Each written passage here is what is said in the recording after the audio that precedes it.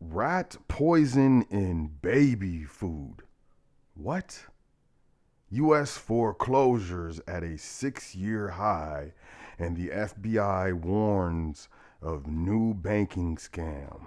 This is the Foundation Current Events. For Cinco de Mayo 2026, that is May 5th, 2026, I am Sot L, Seeker of Truth L, Speaker of Truth L. And wow, just like you and I'm really interested in the baby food. Make sure you check out welcome to thefoundation.com. Sign up for our email list. At the very least, you will not be disappointed. We do offer educational materials with regards to, how will I say it, corporate structure and private wealth management. If you know, you know. If you don't, you don't. We have a certain, client base. I would call it exclusive. But sign up for the email list nonetheless. We try to bring you valuable information and education, things of that nature. So, hey, kick it with us for a while. Silver, currently trading at $73, right around 13 cents. As I said, things have been trading sideways. Silver has been trading sideways, I would say, about, since last Thursday. We have gold at $4,559. Both silver and gold are up, but less than a percentage point. So, all that can change in the blink of an eye.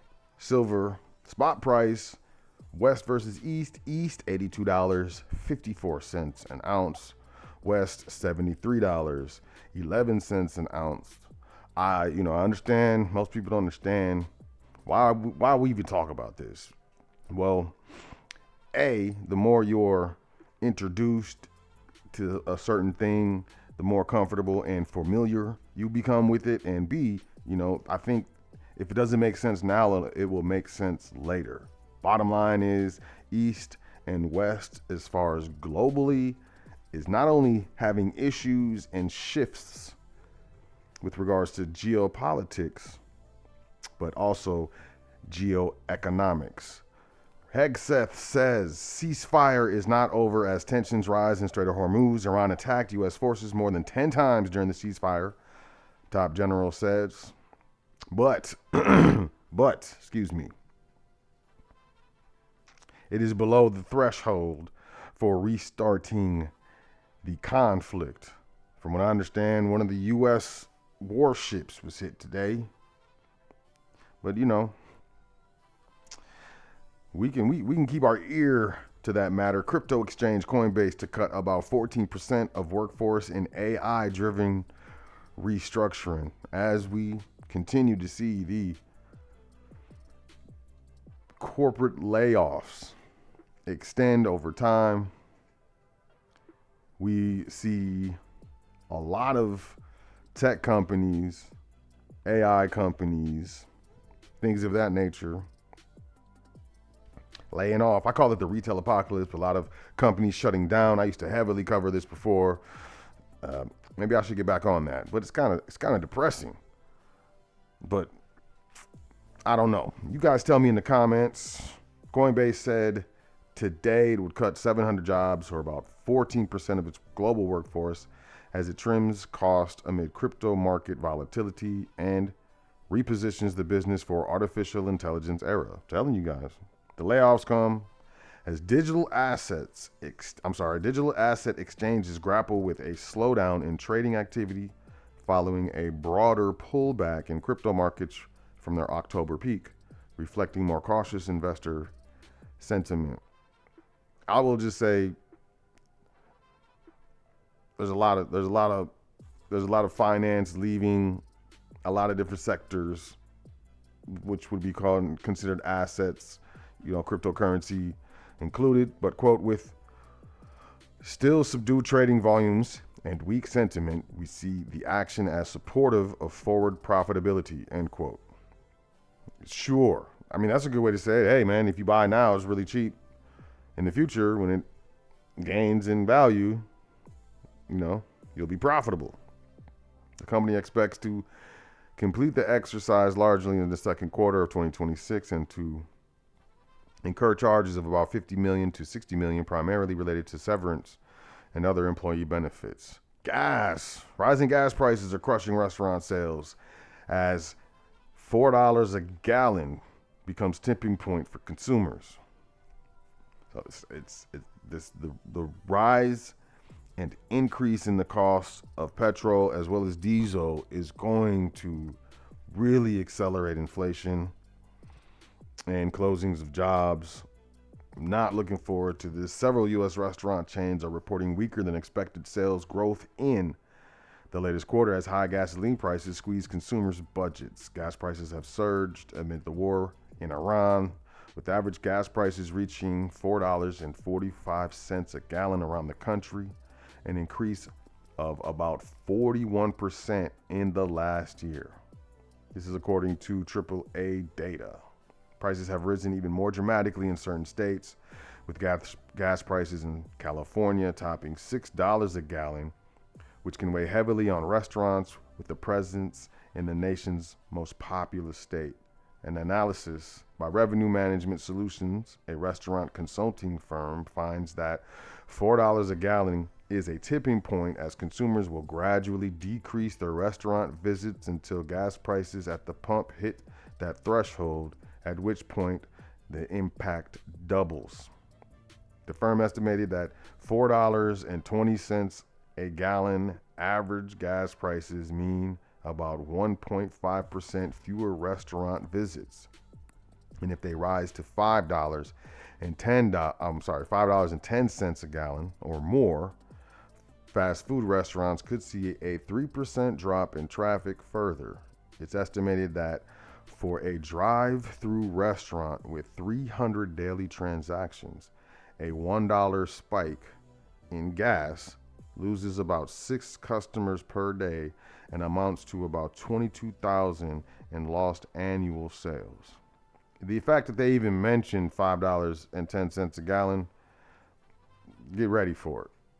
Just get ready for it, y'all. U.S. service sector growth cools as order growth drops by most in 3 years. This is Reuters. U.S. services sector expansion slowed for a second straight month in April as new order growth dropped by the most in 3 years, and cost input pressures held at the highest since late 2022 amid the steep energy prices arising from the U.S.-led war against Iran. An industry survey showed on Tuesday, I will say the U.S.-Israeli war against Iran, the Institute for Supply Management's non-manufacturing purchasing managers index dropped to 53.6 last month from 54 even in March. Economists surveyed by Reuters had estimated the index at 53.7. A reading above 50 indicates expansion in the vast services sector, accounting for more than 2/3 of the U.S. economy. Services, from haircuts to house cleanings to consulting to oil changes. This is two-thirds of the economy. The survey's measure of business activity actually ticked up 2 points to 55.9, but other components were more downbeat. The new order index fell. We don't really care. The Iran war has not only pushed up energy prices, motor vehicle fuel prices, as measured by AAA, are at their highest since the summer of 2022, but has also caused supply chain snarls that are lengthening delivery times for key business materials. ISM Supplier Delivery Index, which rises as delivery times go longer, rose to 56.8. Employment also remained negative, holding below the 50 mark for the second straight month. In April, it was 48 versus ouch. I'm sorry, I feel like a bug just bit me. For a second straight month at 48 in April versus 45.2 the month before. It's a lot of numbers, they're going off of that, specific report, but bottom line, U.S. service sector growth is not growing. Foreclosures hit highest level in 6 years as insurance, property tax costs squeeze homeowners. Foreclosures rose to the highest level in 6 years in the first quarter of this year, as homeowners are squeezed by rising costs related to insurance and property tax bills. The Wall Street Journal reported that data from Adam shows the number of U.S. properties with a foreclosure filing has trended up nearly 119,000 in the first quarter, an increase of 26% from the same period last year. That figure is the highest since the first quarter of 2020, when mortgage relief measures implemented to mitigate the economic impact of the shutdowns led to a steep decline in foreclosures. Analysts have noted that the current foreclosure rate represents a return to what were normal levels prior to the panorama. Yeah, sure, okay. As opposed to a sign borrowers are becoming increasingly distressed financially. Yeah. There's always a wrap. However, the Journal's report said that although many homeowners have low mortgage rates, rising costs for things like home insurance, property taxes, and dues for homeowners associations are ramping up spending on bills. A report by Insurify found that the average annual bill for homeowners insurance rose $2,948 in 2025. This is up 12% from 2024, while Adam data showed that average property tax burdens were up 3% to $4,427.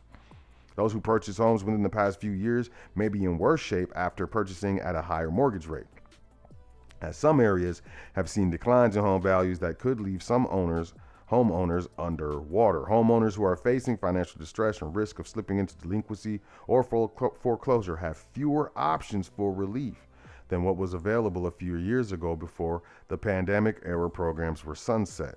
For example, the Federal Housing Administration announced in October that homeowners are limited in resorting to measures like loan modification to avoid foreclosure once every 24 months. So you can only modify the loan once every 24 months. The data comes as data shows the average monthly payment for all outstanding mortgages reached a new high at the end of last year, as it rose to $2,005 in the fourth quarter, according to Realtor.com data. The uptick covers the full portfolio of mortgages in the U.S., including a large group of borrowers who took out loans before 2022 and have mortgage rates of 4% or lower, whereas new buyers face significantly higher payments given the elevated mortgage rates. You will own nothing and be happy is being implemented. You're paying for the jet fuel shortage when you fill your car with gas. They tried to get us, they can't. The global oil market is wildly complex, with thousands of interconnected parts all working seamlessly together to keep the world's economy humming. Most of the time, no one notices until it breaks. It's been 2.5 months since the war with Iran ruptured the crude oil market, and the aftershocks are starting to show up in unexpected ways. Among the many quirks, a European jet fuel shortage that Americans are paying for at the gas pump. Between February 23rd and April 27th, gas prices grew faster in the United States than they did in almost every single country in the world except for Myanmar, Malaysia, Pakistan, and the Philippines, according to J.P. Morgan. The U.S. was fifth, just ahead of Cambodia. Americans are now paying $4.48 a gallon of regular gas, 50% more than it cost before the war began. 4 weeks ago, the International Energy Agency warned that Europe had about 6 weeks of jet fuel left. If the Strait of Hormuz wasn't open, airlines would need to drastically cut routes and cancel flights to compensate. Airlines didn't wait.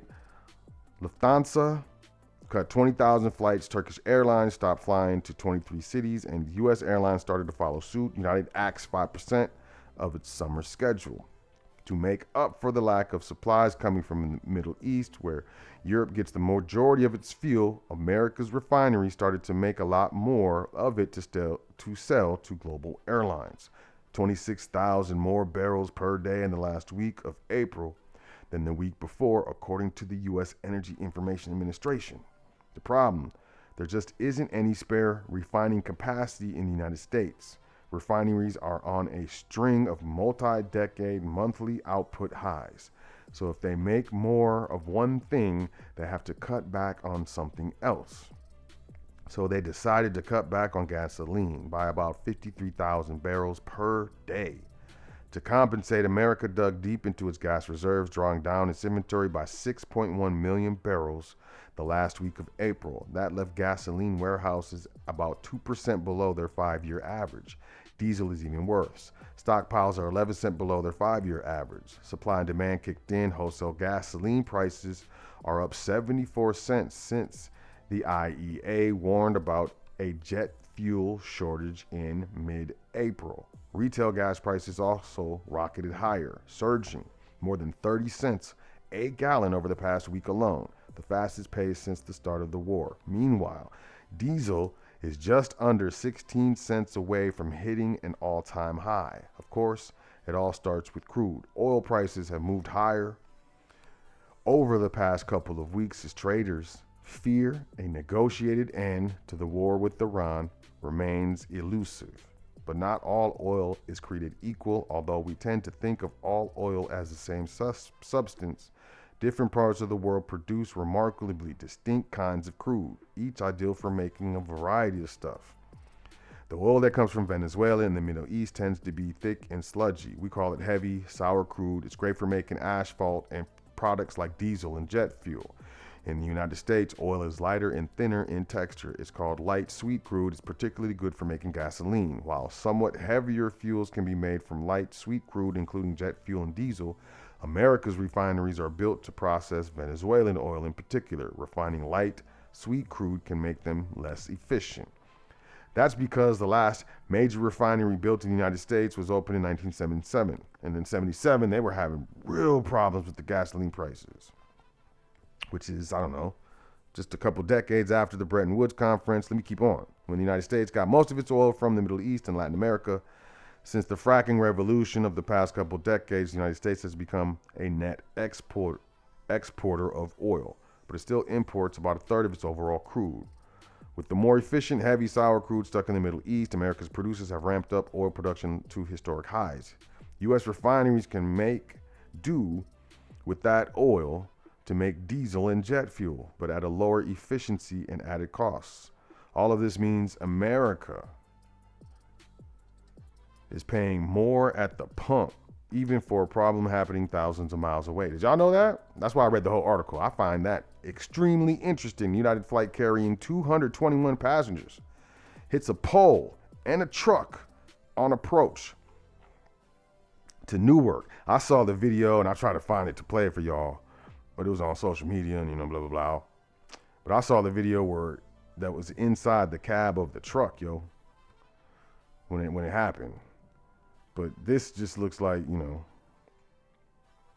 maybe it was artificial intelligence. I don't know. A United Airlines international flight struck a light pole and a tractor trailer, so a semi, while approaching Newark Liberty International Airport Sunday, injuring a truck driver on the ground, authorities said. Flight 169 traveling from Venice, Italy to New Jersey made contact with the pole during its descent at around 2 p.m. The airline and Lorleese told Fox Business. The police, I'm just playing. The plane landed safely and taxied to the gate. All 221 passengers and 10 crew members were unharmed.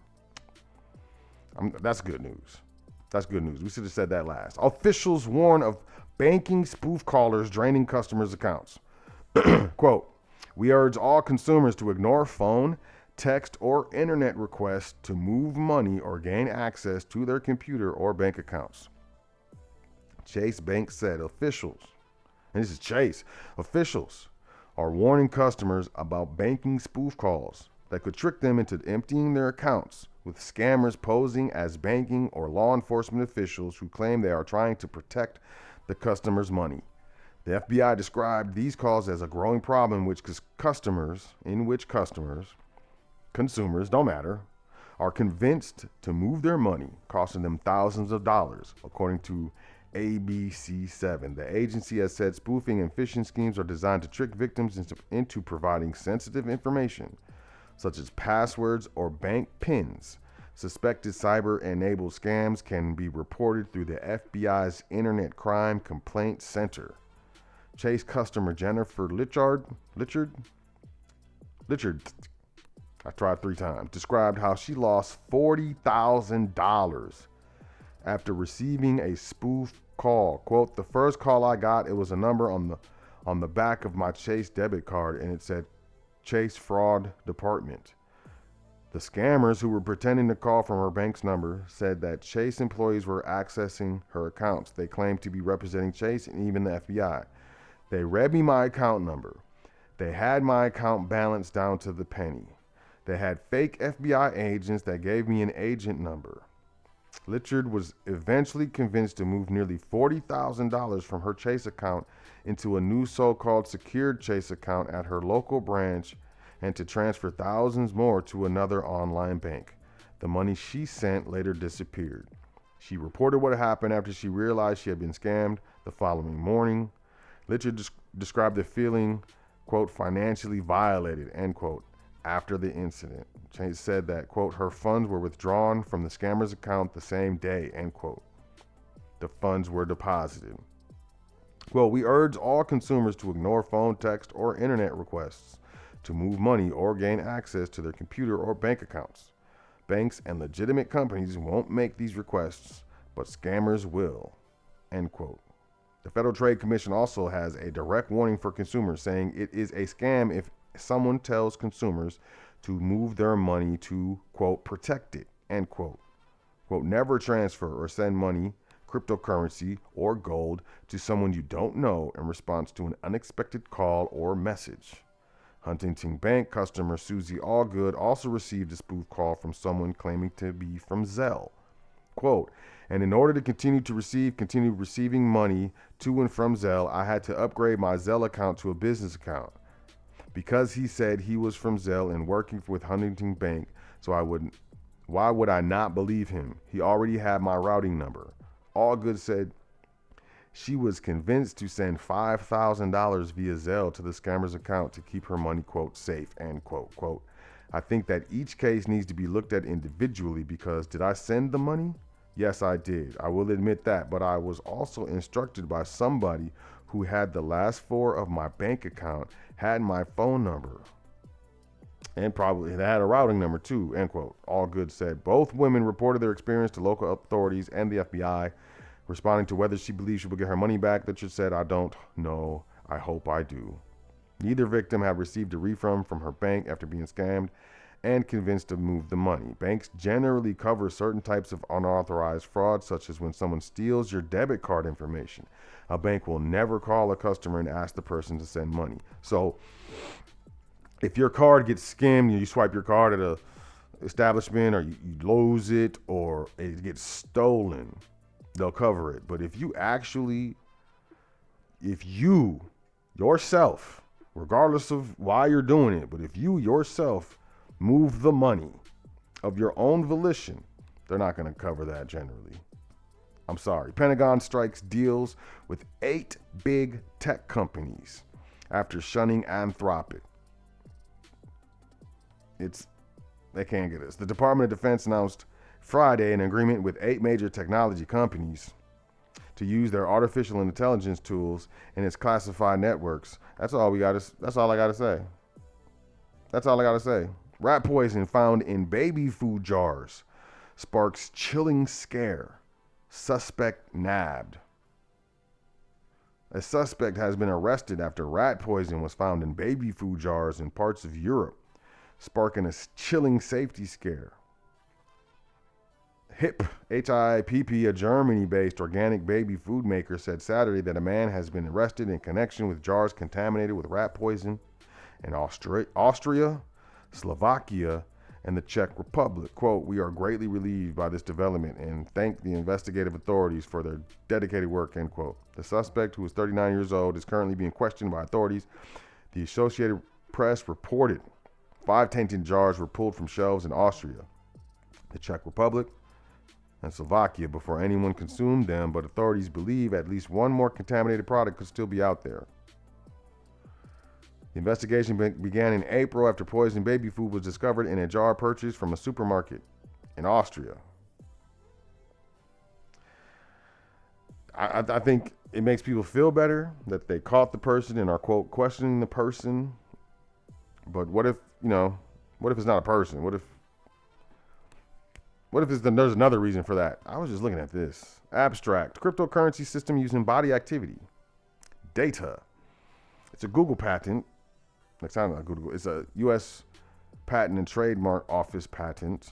I'm on Google Patents. I apologize. The current assignee is Microsoft. Human body associated with a task provided to a user may be used in a mining process of a cryptocurrency system. A server may provide a task to a device of a user which is communicatively coupled to the server. A sensor, communicatively coupled to or comprised in the device of the user, may sense body activity of the user. Body activity data may be generated based on the sensed body activity of the user. The cryptocurrency system, communicatively coupled to the device of the user, may verify if the body activity data satisfies one or more of the conditions set by the cryptocurrency system and award cryptocurrency to the user whose body activity data is verified. I'm just going to say, when the robots take all the jobs and AI take all the jobs, or most of the jobs, they're going to have to figure something out. And I feel like artificial intelligence is going to be a big point. Also, virtual reality. I believe, and you can think I'm crazy, that they're going to give people jobs in virtual reality. And I believe it's going to be a credit system, that there's going to be a cryptocurrency, some kind of stable coin currency system. Cash is going to be gone eventually, pretty soon. And they're going to give people jobs in virtual reality, and they're figuring out, look, this was in 2018. Worldwide applications in 2018. That was almost, if you had 2 more years, that was 10 years ago. That was 8 years ago. I think they're going to give people jobs in virtual reality, and it's going to be tied to your energetic output, because I think somehow they've already figured out how to harvest human energy to power their grids, or who knows, man. I'm telling you, watch The Matrix. MIT, new therapeutic brain implants could defy the need for surgery. And this is from last year. MIT researchers created microscopic wireless electronic devices that travel through blood and implant in target brain regions where they provide electrical stimulation. Bro, what if clinicians could place tiny electronic chips in the brain that electrically stimulate a precise target through a simple injection in the arm? This may someday help treat deadly or debilitating brain diseases while eliminating surgery-related risks and costs. I'm going to read that one more time. And this was in 2015. And I know a lot of people who got the poke, man. What if clinicians could place tiny electronic chips in the brain that electrically stimulate a precise target through a simple injection in the arm? MIT researchers have taken a major step toward making this scenario a reality. They developed microscopic wireless bioelectronics that could travel through the body's circulatory system and autonomously self-implant in a target region of the brain, where they would provide focused, quote, treatment, end quote. Those quotes are mine. Treatment, electric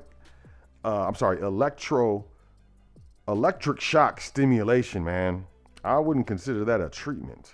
What do I need you to shock me for, to treat me for, man?